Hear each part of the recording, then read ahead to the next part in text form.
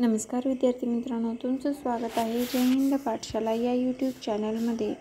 सध्याला आपण 9व्या वर्गाचं विज्ञान व तंत्रज्ञान अभ्यासत आहोत। त्यामधील 14वा धडा आहे आपल्या पदार्थ आपल्या वापरातील, ज्यामध्ये त्याने दैनंदिन जीवनातील महत्त्वाचे क्षार जसं की NaCl, NaHCO3, Na2CO3, त्याचबरोबर किरणोत्सारी पदार्थ, दैनंदिन जीवनातील काही रासायनिक पदार्थ या सगळ्यावर व्यवस्थित सविस्तर माहिती दिलेली आहे। चला तर मग सुरुवात करूया आजच्या व्हिडिओला। तत्पूर्वी जर तुम्ही आमच्या चॅनलवर नवीन असाल तर चॅनलला सबस्क्राईब करा, जास्तीत जास्त गरजू मित्रांपर्यंत शेअर करा आणि हो, व्हिडिओ आवडल्यास लाईक करायला मात्र विसरू नका।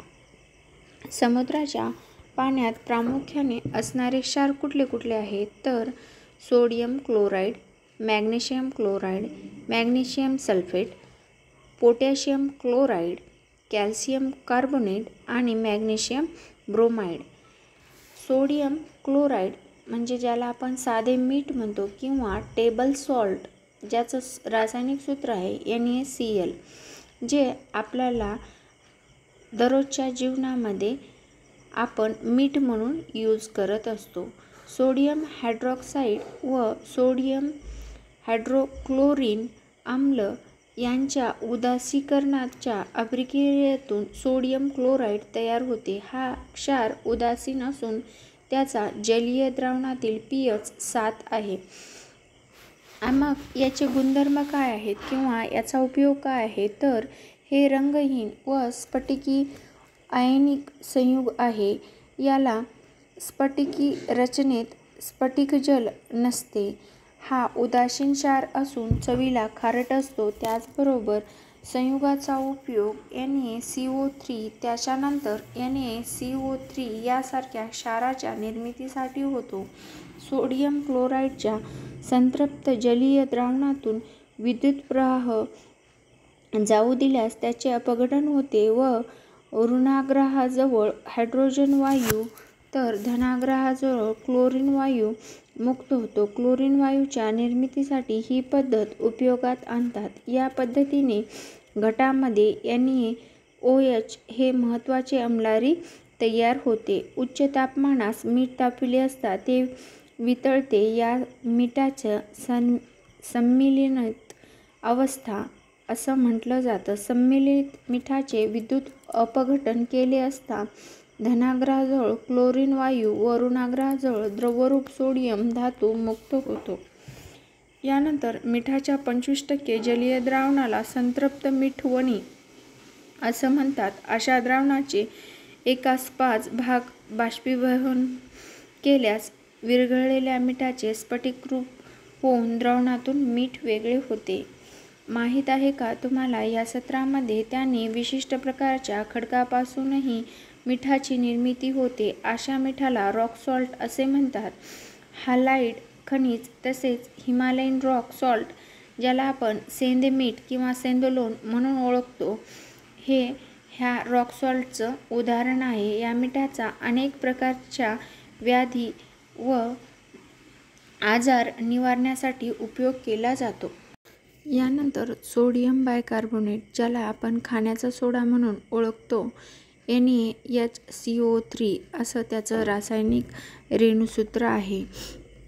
मग याचे गुणधर्म आणि उपयोग काय तर NaHCO3 ची ओल्या लिटमस बरोबर अभिक्रिया होऊन लाल लिटमस निळा होतो, म्हणजेच हा आम्लारीधर्मी आहे।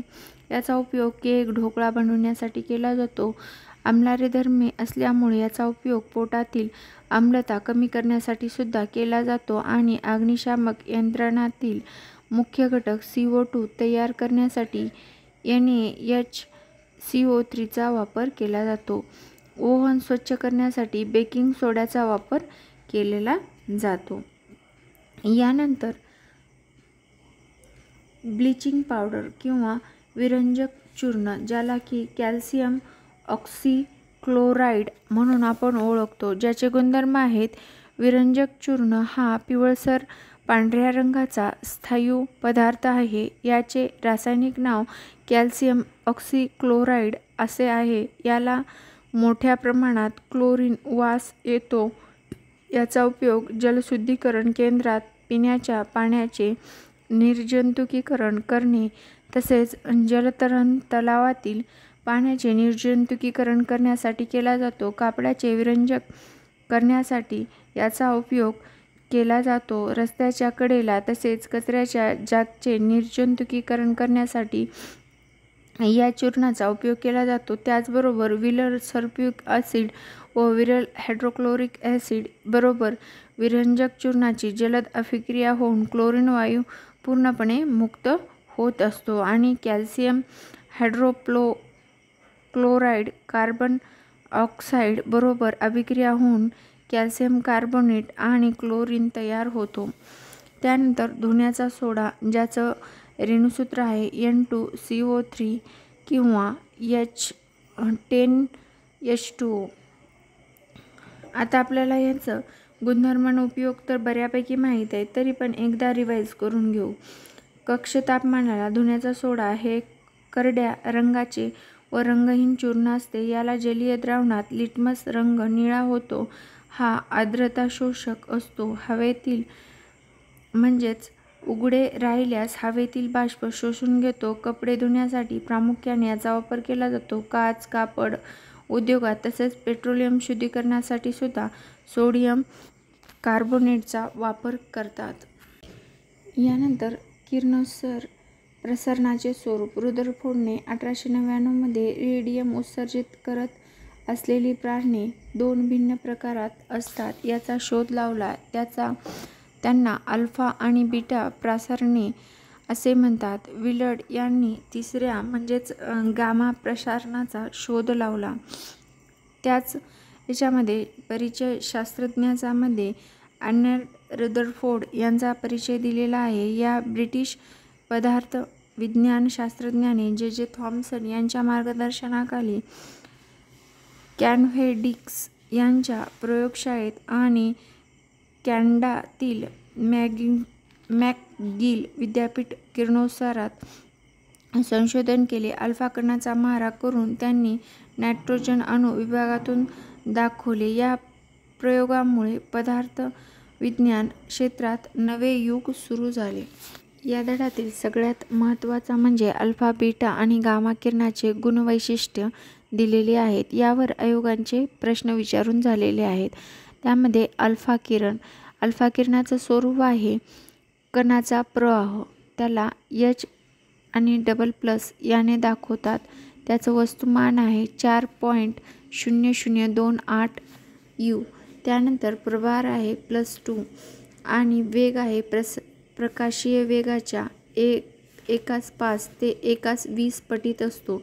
त्यानंतर अल्फा किरण हे विद्युतीय क्षेत्रातील ऋणभारित पट्टीकडे आकर्षित केले जातात. त्यानंतर त्यांची भेदण्याची शक्ती ही 0.02 मिलीमीटर जाडीच्या ॲल्युमिनियमचा पत्रा भेदू शकतात आणि आयनीभवन शक्ती ही अतिउच्च आहे. त्यानंतर प्रतिदीप्ती निर्मिती करण्याची शक्तीसुद्धा मोठ्या प्रमाणात आहे. यानंतर बीटा किरणाचा प्रवाह ऋणभारित असतो. त्याचा वस्तुमानांक हे 0.00548 एवढा आहे आणि प्रभार -.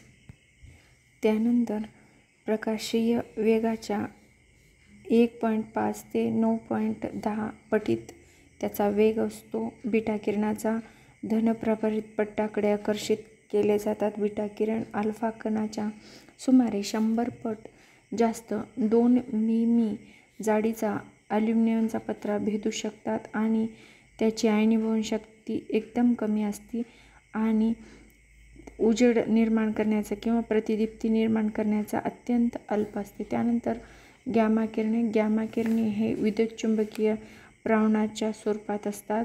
त्यांना वस्तुमान राहत नाही आणि त्यांचा प्रभारही धन किंवा ऋण प्रभार जो असतो तो सुद्धा नसतो. आपण त्यांचा वेग प्रकाशीय वेगा एवढाच असतो. कोठेही आकर्षित होत नाहीत. त्यानंतर अल्फा कणाच्या सुमारे 10,000 पट ते 15,000 सेंटीमीटर जाडीचा शिष्याचा पत्रा ते भेदू शकतात. अतिशय कमी असते आयनीभवन शक्ती आणि उजेड मात्र अल्प असतो. यानंतर किरणोत्सारी नैसर्गिक किरणोत्सार किंवा समस्थानिकांचा उपयोग. केवळ किरणोत्साराचा उपयोग करून आपण काय काय करू शकतो तर साधारणतः निसर्गामध्ये 82 ते 92 अणुक्रमांकाचे मूलद्रव्य स्वयंस्फूर्त किरणोत्सार करताना आढळतात. त्यांना नैसर्गिक किरणोत्सारी मूलद्रव्य म्हणतात. कृत्रिम किरणोत्सारी मूलद्रव्य फ्रेडरिक गॅलिलिओ क्युरी व आयरीन गॅलिलिओ क्युरी या दाम्पत्याने प्रथम परावर्तित किरणोत्साराचा शोध लावला व प्रयोगशाळेच्या कणांच्या भडीमाराने घडणाऱ्या अणुगर्भ विघटन क्रियेमध्ये उत्पन्न होणाऱ्या किरणोत्सारी मूलद्रव्यांना कृत्रिम किरणोत्सारी मूलद्रव्य म्हणतात. या त्यांना शोधाबद्दल 1935 साली नोबेल पारितोषिक देण्यात आलं. त्यानंतर किरणोत्सारी पदार्थ व प्राणी यांचे काय दुष्परिणाम होऊ शकतात तर किरणोत्सारी प्राण्यामध्ये मध्यवर्ती चेतासंस्थेला इजा पोहोचू शकते. त्याचबरोबर शरीरातील DNA वर प्राण्याचा मारा होऊन अनुवांशिक दोष तयार होऊ शकतात. किरणोत्सारी प्रवारणे त्वचेला भेदून आत जाऊ शकतात. त्यामुळे त्वचेचे कर्करोग, ल्युमोनिया यासारखे रोग होतात. स्फोटामुळे उत्पन्न झालेली किरणोत्सारी प्रदूषके हवेवाटे शरीरात गेल्याने त्यांच्यावर नियंत्रण ठेवणे कठीण आहे. त्याचबरोबर समुद्रात सोडलेली किरणोत्सारी प्रदूषके माशाच्या शरीरात जाऊन त्यांच्यामार्फत मानवी शरीरात प्रवेश करू शकतात. घड्याळावर लावलेल्या किरणोत्सारी रंगद्रव्यामुळे कर्करोग होण्याची शक्यता असते. वनस्पती, फळे, फुले, धान्य, गायीचे दूध इत्यादींमधून स्ट्रॅटेशियम-90 हे किरणोत्सारी समस्थानिक शरीरात गेल्यामुळे बोन कॅन्सर, ल्युकेमिया असे रोग होतात. त्यानंतर विविध क्षेत्रात किरणोत्सारी समस्थानिकांचा उपयोग कसा केला जातो तर औद्योगिक क्षेत्रात रेडिओलॉजी, त्याचबरोबर दीप्तमान रंग किंवा किरणोत्सार दीप्तित रंग, जाडी, घनता, पातळी याचे मापन करण्यासाठी आणि कृषी क्षेत्रात रोपाची जलद वाढ होण्यासाठी व अधिक उत्पन्न मिळवण्यासाठी बीजाला गुणधर्म देणारी जनुके व गुणसूत्रे किरणोत्साराचा उपयोग करून त्यात मूलभूत बदल करता येतात. त्यानंतर कोबाल्ट-60 हा किरणोत्सार समस्थानिक उपयोग करून अन्न परीक्षण करता येतं. कांदे, बटाटे यांना मोड येऊ नये म्हणून सुद्धा कोबाल्ट-60चा गॅमा किरणांचा मारा करतात. विविध पिकांसाठी संशोधन अनुरेखन म्हणून स्ट्रॉन्शियम-90 वापरले जाते आणि वैद्यकीय शास्त्रामध्ये हाडाचा कर्करोग उपचार करताना स्ट्रॉन्शियम-89, स्ट्रॉन्शियम-90, सामारियम-153 आणि रेडियम-223. त्यानंतर ट्यूमर ओळखण्यासाठी किंवा मेंदूतील ट्यूमरचा उपचार करताना बोरोन-10, आयोडीन-131, कोबाल्ट-60चा वापर केला जातो आणि शरीरातील लहानात लहान ट्यूमर शोधण्यासाठी आर्सेनिक-74चा वापर केला जातो. त्यानंतर पॉलिसायथोमिया या रोगामध्ये तांबड्या रक्तपेशीचे रक्तातील प्रमाण वाढवण्यासाठी फॉस्फरस 32 चा सुद्धा उपयोग केला जातो. यानंतर डाय, जो रंगीत पदार्थ एखाद्या वस्तूला लावल्यास वस्तूचा रंग प्राप्त करून देतो त्या वस्तूला त्याला डाय म्हणतात. मग याचा उपयोग काय होतो तर आपण नेहमी पाहतो केसाला आपण डाय मारत असतो. त्यानंतर कपड्याला सुद्धा याचा वापर केला जातो. रस्त्यावरील पट्ट्या रात्री दिसाव्यात म्हणून फ्लुरोसंट रंग वापरले जातात आणि चमड्याचे बूट, चप्पल यांना चमकदार बनवण्यासाठी सुद्धा डायचा वापर केला जातो. आणि त्याचे दुष्परिणाम म्हणजे असे केसांना रंग लावल्यास केस गळणे, केसाचा पोत खराब होतो, त्वचेचा आग होते, डोळ्यांना इजा पोहोचू शकते इत्यादी धोके संभावू शकतात. त्यानंतर लिपस्टिकमध्ये कॅरामाइन नावाचा रंग असतो. याने ओठांना इजा होत नाही परंतु ते पोटात गेल्यावर पोटाचे विकार होतात. नैसर्गिक रंग तयार करण्यासाठी वनस्पतींचा अतिवापर केल्यामुळे पर्यावरणाचा ऱ्हाससुद्धा होत आहे. यानंतर जे आपण स्प्रे वापरतो दुर्गंधीनाशक म्हणून, त्याला डिओड्रंट असं आपण म्हणत असतो. सर्वसाधारणतः डिओमध्ये ॲल्युमिनियमच्या संयुगाचे प्रमाण कमी असते. हा घामाचा वास कमी करतो. त्यानंतर घाम रोखण्याचे सुद्धा डिओ असतात, ज्यामध्ये ॲल्युमिनियम क्लोराइडचे प्रमाण 15% असते. त्यामुळे त्वचेवरील छिद्रे बंद होतात. आणि वैद्यकीय डिओ एक असतो, यामध्ये 20 ते 25% ॲल्युमिनियम असते. हा फक्त रात्रीच वापरला जातो. डिओ हे स्थायू वायू या स्वरूपात असतात. याचे दुष्परिणाम म्हणजे ॲल्युमिनियम क्लोराइडमुळे त्वचेचे विकार तसेच त्वचेचा कर्करोग होण्याची शक्यता असते. आणि ॲल्युमिनियम झिरोनियम ही संयुग डिओड्रंटमधील सर्वात घातक असणारी रसायने आहेत. यामुळे नकळत डोकेदुखी, अस्थमा, श्वसनाचे विकार, हृदयविकार असे आजार संभवू शकतात. त्यानंतर टेफ्लॉन मुलामा देण्यासाठी टेफ्लॉनचा वापर करतात. आणि टेफ्लॉन पॉलिइथिलीनचे बहुवार्षिक आहे. याचा शोध रॉय जे. प्लँकेट यांनी 1938 मध्ये लावला. याचे रासायनिक नाव पॉलिटेट्राफ्लुओरोइथिलीन आणि रेणुसूत्र C2F4 हे आहे. टेफ्लॉन असा गुणधर्म असतो ज्यामुळे तो नॉनस्टिक वेअर वापरला जातो, ज्याचा उपयोग टेफ्लॉनच्या विसंवाहकता या गुणधर्मामुळे उच्च तापमानाच्या किंवा उच्च तंत्रज्ञानाच्या इलेक्ट्रॉनिक उपकरणांमध्ये, तसेच टेफ्लॉन वेस्टेज विजेच्या तारा व वस्तू तयार करण्यासाठी वापरला जातो. आणि स्वयंपाकघरातील नॉनस्टिक वेअर तयार करण्यासाठी सुद्धा टेफ्लॉनचा उपयोग केला जातो. दुचाकी व चारचाकी वाहनाच्या रंगीत पत्रात तापमान, पाऊस परिणाम होऊ नये किंवा परिणाम होऊन खराब होऊ नये म्हणून सुद्धा टेफ्लॉनचा वापर केला जातो. मग त्याचे गुणधर्म काय आहेत, तर टेफ्लॉन कोटेड वस्तू सहजतेने स्वच्छ करता येते. उच्च तापमानाला टेफ्लॉनवर परिणाम होत नाही. त्यानंतर पाणी, तेल दोन्ही पदार्थ टेफ्लॉनवर कोटेड वस्तूंना चिटकत नाहीत. वातावरण व रासायनिक पदार्थांचा टेफ्लॉनवर परिणाम होत नाही.